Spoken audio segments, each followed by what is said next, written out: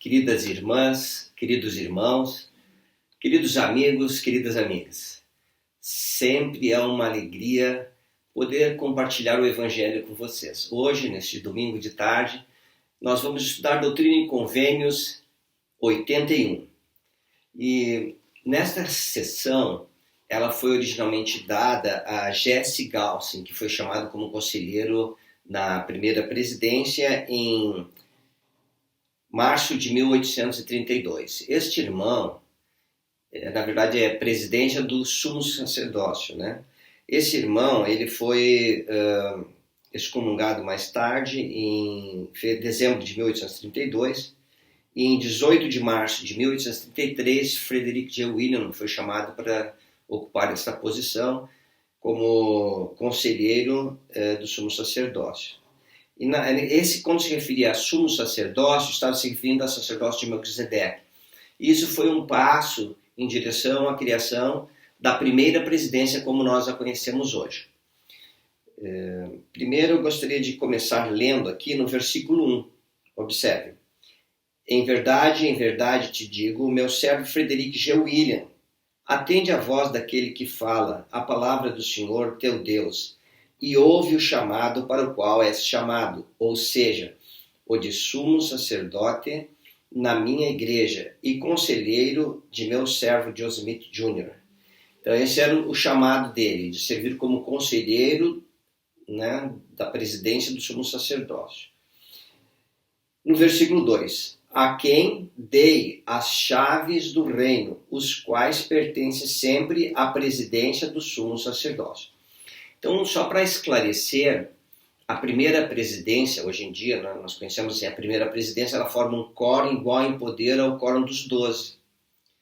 Quando o profeta vem a falecer, né, seu passamento, a primeira presidência é desfeita e os dois conselheiros retornam aos seus lugares no quórum dos 12 apóstolos.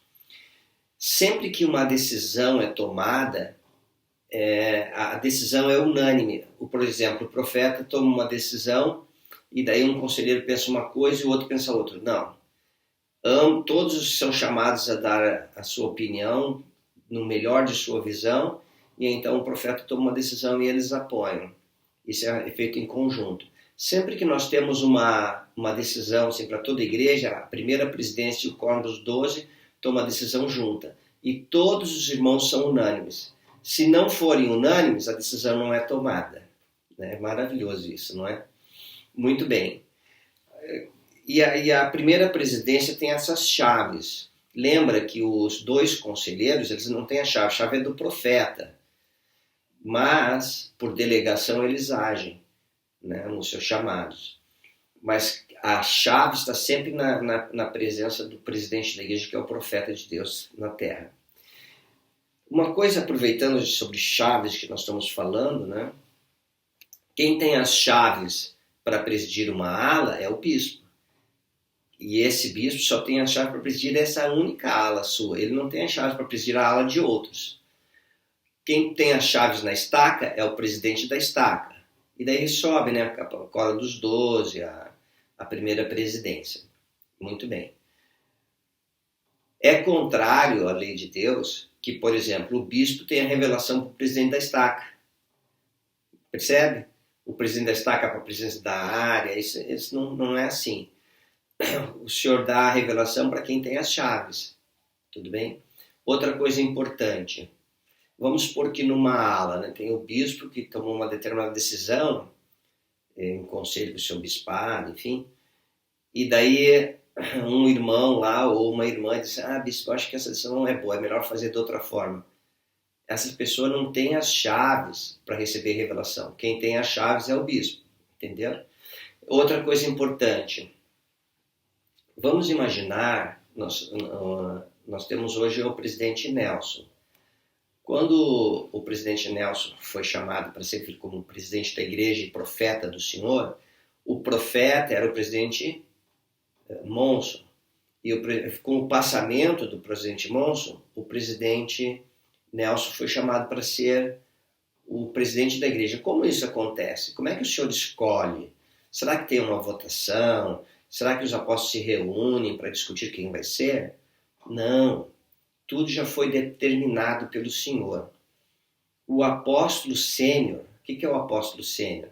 É o apóstolo que tem mais anos de ordenação como apóstolo.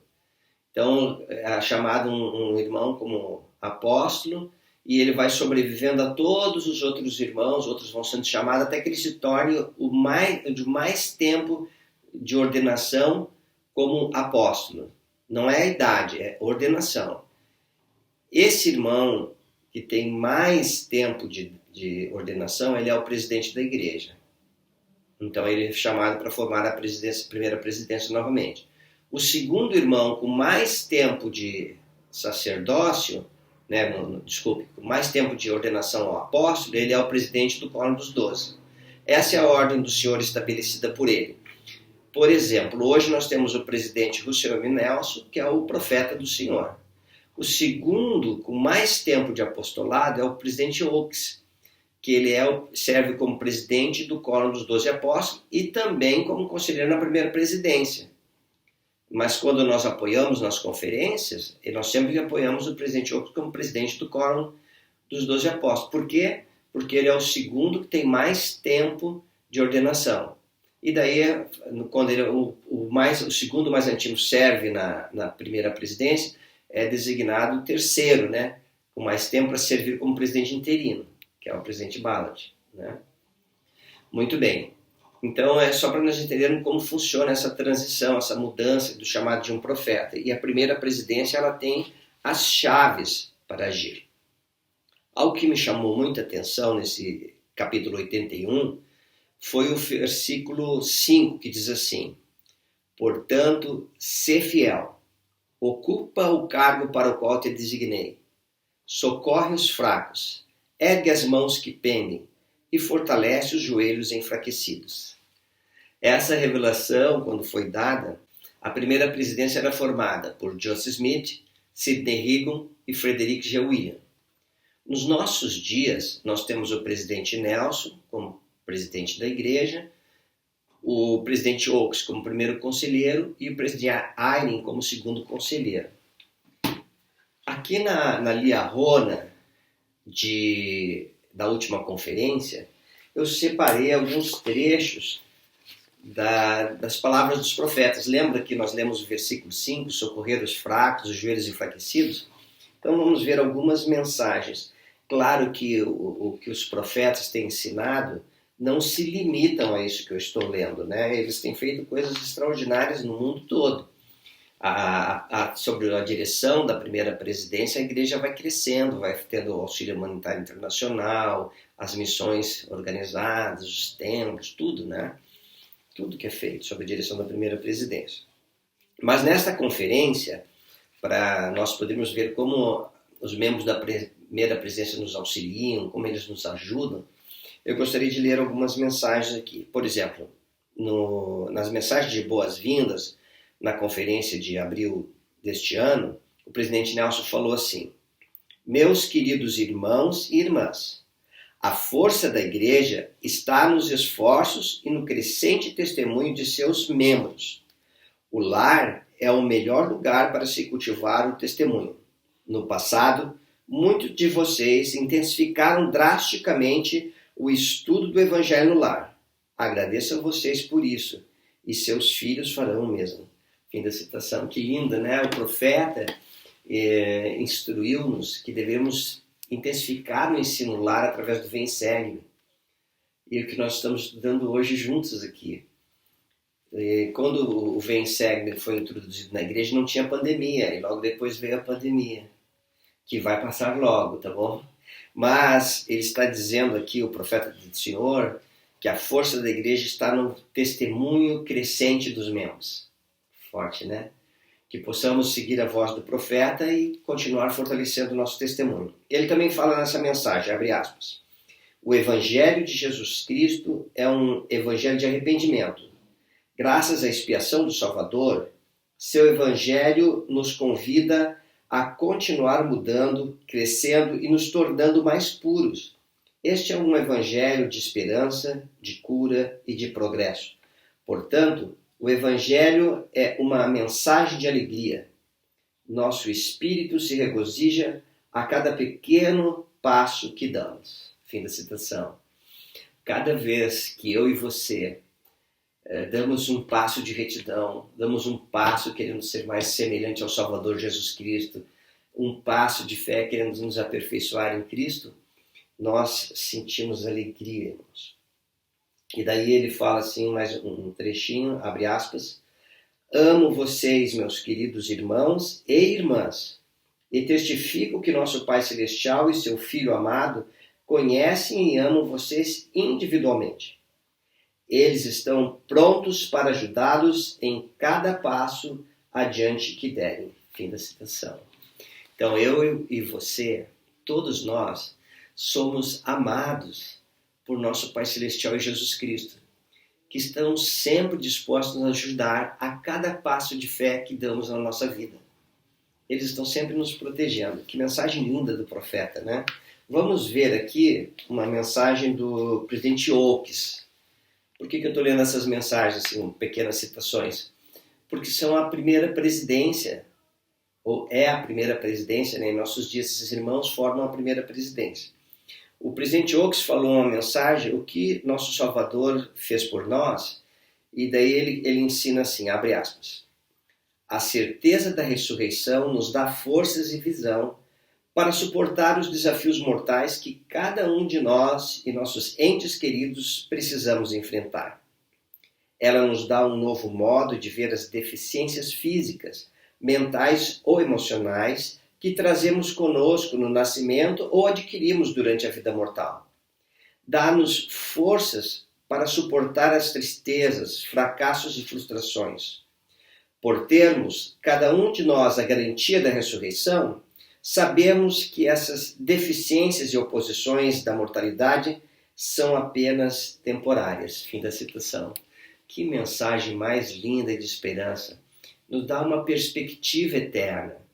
Que os desafios, as próprias deficiências físicas que enfrentamos, tudo isso é temporal e que um dia passará. E devido à ressurreição do Salvador, Jesus Cristo, nós também ressuscitaremos um dia. Sempre que você estiver passando por uma dificuldade, uma adversidade, lembra das palavras do presidente Oaks e procura ver com os olhos da fé a perspectiva eterna. As coisas que o Senhor tem reservado para você. E porque o Salvador, Jesus Cristo, ressuscitou, porque Ele expiou por nós, nós também vamos ressuscitar e ter imortalidade, vida eterna um dia. Coisa maravilhosa, né? Vamos ver aqui, agora, o presidente Ayre. Separei um trechinho também de um dos discursos do presidente Ayre, que ele fala assim, abençoar em seu nome. Ele foi na reunião do sacerdócio, tá bom? E ele diz assim, abre aspas, vocês talvez se sintam pequenos comparados às grandes coisas que o Senhor fará. Se for esse o caso, eu os convido a orar para saber como o Senhor os vê. Ele os conhece pessoalmente. Eu e você, fim da citação, eu e você, todos nós, ao olhar com a perspectiva eterna o que o Senhor reserva para nós, no seu plano de felicidade, no seu plano de salvação, nos sentimos às vezes pequenos e inadequados para tantas bênçãos que o Senhor tem prometido. E então o que o presidente Ayre tem dito? Ora ao Senhor, para que possa olhar para você mesmo como o Senhor vê. Fantástico, né? Irmãs, nós temos hoje a primeira presidência, o presidente Nelson, o presidente Oaks e o presidente Ayre. Testifica que eles são profetas vivos do Senhor e que o presidente Nelson tem todas as chaves do sacerdócio, que são necessárias para todos nós nos prepararmos e realizarmos as ordenanças para receber vida eterna. E eu estou tão feliz de compartilhar essa mensagem com você. Uma mensagem de esperança, de paz, que os nossos líderes têm nos deixado, para nos fortalecer quando nossos joelhos estiverem enfraquecidos. Rogo ao Senhor que você possa ter aprendido que o Senhor te ama tanto, e por Ele te amar tanto, Ele deu profetas vivos em nossos dias para poder ensinar o Evangelho a nós. que você é uma filha ou um filho especial de nosso Pai Celestial, que Ele te ama e te cuida de você. Que possamos orar ao Senhor para termos a visão que Ele tem de nós e assim possamos amar a nós mesmos. Sim, mas o Evangelho, né, os 2 grandes mandamentos, amar a Deus, nosso Pai, né, de todo poder, mente e força, e é o próximo como a si mesmo. Como a si mesmo, tem que amar a si mesmo também, tá bom? Lembra, você é um filho, uma filha especial. Continua firme, Jesus Cristo vive. E eu deixo esta aula em nome de Jesus Cristo, amém. Tchau, irmãs, irmãos, jovens, as crianças que estão ouvindo, um abraço do vovô Dé, tá bom? Tchau, cuide-se bem, felicidades. Tchau.